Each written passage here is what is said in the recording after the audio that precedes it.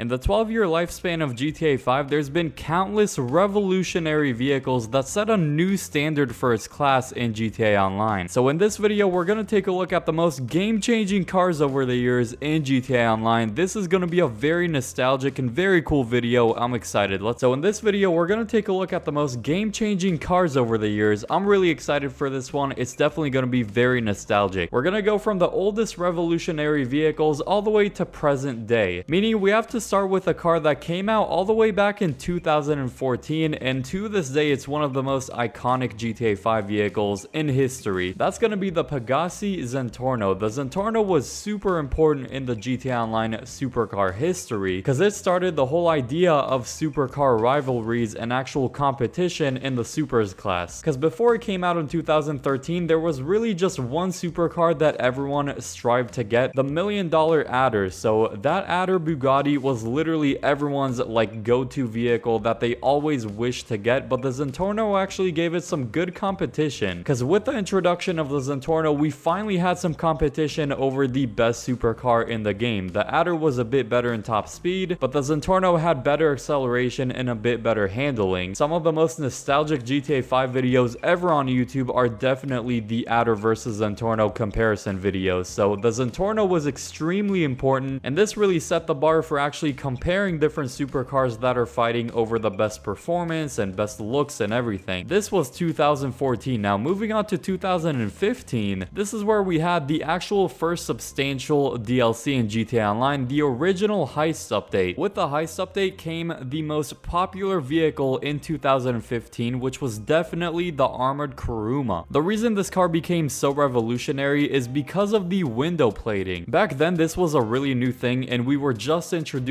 to this idea, and it basically made the heist a bit easier since the NPCs had some trouble shooting us with ARs and stuff like that. Even though today the armored Karuma is really nothing special. I mean, you can easily blow it up with just one explosive, and we have way better versions of the armored Karuma, like for example the Duke of Death and the Night Shark. So in this day and age, the armored Karuma isn't really the greatest armored vehicle ever. That's actually an understatement, but back then for completing those original heists, this was actually a really useful vehicle. Then jumping from 2015 all the way to January of 2017, in the drip feed of the Ill-Gotten Gains update came one of the most revolutionary supercars that's one of my favorites to this day, the Progen T20. Man, I wish we would have some more McLarens in GTA Online, but this is one of the few. Instantly when the T20 came out, people knew this was a different level of a supercar, way better than the Adder and the Zentor, and it was just alone at the very top for the best supercar at the time. It's a great all-arounder supercar, handling is amazing, the traction's very good, great acceleration and top speed. This just blew the competition right out the water. And if I'm not mistaken, it might be the first supercar or first car in general that had the active spoiler on the back of the vehicle. So when you stop, the spoiler goes down, then when you start getting some speed, it goes back up. So it's a really cool spoiler that back then got a lot of people excited since it was a relatively new thing. Nowadays, I think we have a good couple cars with an active spoiler. Anyway, this was January 2017. Let's move on to the next one. Then going from January all the way to June of 2017, we got yet another amazing supercar. The Dubachi Vagner, one of the most unique looking supercars in the entire game, was definitely some good competition in comparison to the Progen T20. So this is actually a relatively cheap supercar because after 2017, prices just became absolutely ridiculous. This one sits at 1.5 million bucks, so significantly cheaper than the T20 and a lot of other top tier supercars. And I mean, to this day, the Vagner is one of the best bang for your buck vehicles. You're getting a lot of good value for a great performing supercar like this one. So Rockstar could have easily priced this thing at like 2 to 2.5 million bucks, but this is actually a pretty decent price point for a great supercar. So after the T20 blew the competition away when it got released, the Vagner gave us some good competition. Another great car that came out in 2017 is the Opel Pariah. So in the sports class, this was a revolutionary performing sports car. When it comes to non-HSW cars, this is actually one of the best sports cars out there to this day. So the Pariah excels mainly in top speed, a little bit less in traction and just acceleration and all that. One of the more slippery supercars. You could definitely do some good drifting with this one, but when it comes to top speed, it's definitely really fast for a non-HSW. After it came out for a bit, it was definitely considered the best sports car by far. That's until another amazing sports car came out, and then there was some serious competition in the class. Following the Pariah's release in 2017, right after in 2018 came the Itali GTO. This is an absolute beast of a sports car. For one thing, I think it looks a lot better than the Pariah. Both from the back of it and the front of it, I think the headlights and the taillights look absolutely amazing. The performance between the two was very neck and neck. It was really up to personal preference which one you like driving better. I personally like the Itali GTO a lot more because despite the top speed being a little bit slower than the Pariah, the traction is way better and the acceleration is also a bit better too. So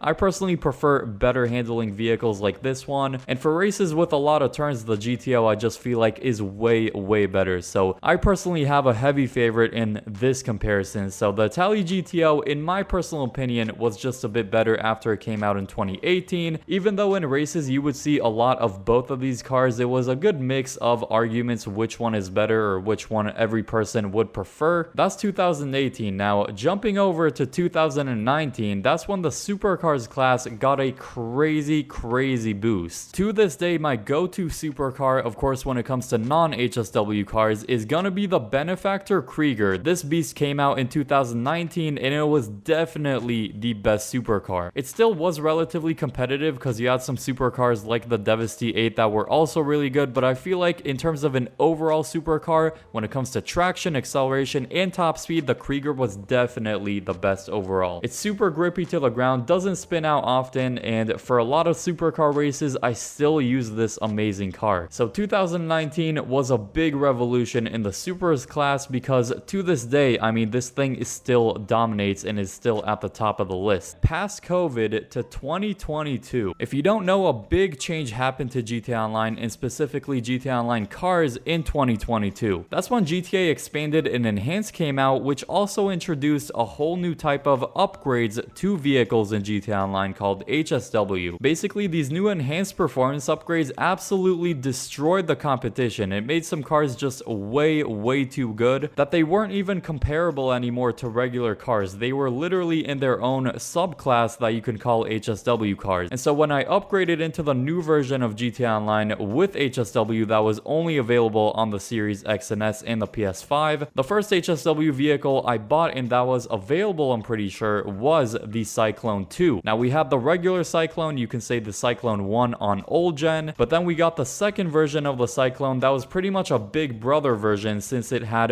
way better acceleration than the regular Cyclone and top speed and pretty much in every performance aspect. When I first used the Cyclone 2, I said this is literally game breaking. I mean, the acceleration is actually ridiculous with a car like the Cyclone 2. The 0 to 60 has to be like barely a second. I mean, you get some speed very quick. I don't know if you can exactly tell from this gameplay, but we started going really fast, really quick with this thing. And so with the expanded and enhanced version of GTA, we also got HSW time trials, and so with a really good car like the Cyclone 2, those time trials were really easy to complete because we had such insane performance on a whole nother level than we've known before. The Cyclone 2 definitely one of the craziest performing cars in the game, especially when it comes to acceleration. It might be #1 fastest or at least top 3. Then from 2022, we're going to be jumping all the way to summer of 2024. So June 2024 released one of the coolest cars in the game that was instantly considered a fan favorite by a lot of the community. This is the Naobi. Based off the BMW i8, this thing has some crazy performance and really set a new standard even to the HSW class. So this is HSW upgradable and it looks like a really cool popular car in real life like the BMW i8. So a lot of people instantly like this one because of the amazing performance and amazing looks, and it definitely became the best sports car in the game for just about 6 months until it got some competition in December of 2024. So the same year, jumping from June 2024 to December of 2024, we got yet another incredible car that to this day is probably the overall fastest car in the entire game, or best performing you can say as well. The Banshee GTS introduced a crazy new top speed amongst all land vehicles in the game, and this is really how we got to today's standard, which is pretty much the Banshee GTS and the Naobi neck and neck for the best performing sports / supercar in the entire game. Both the GTS and the Naobi have some ridiculous top speed with some incredible handling. The Naobi has a little bit better handling, the GTS has a little better top speed, and so it's kind of like the adder versus Zentorno, where each one is a little better in a different category. So it's really up to you which one you prefer, but both of these vehicles in 2025 are just the best of the best. I mean, look at this ridiculous speed I'm going with the GTS right now. Leave a like if you went on to enjoy this video, and subscribe if you're new for more awesome videos like these that you don't want to miss. About 90% of people watching are not subscribed, so if you want to join the Hakiii army, feel free to. Now click the video on screen now if you enjoyed this one.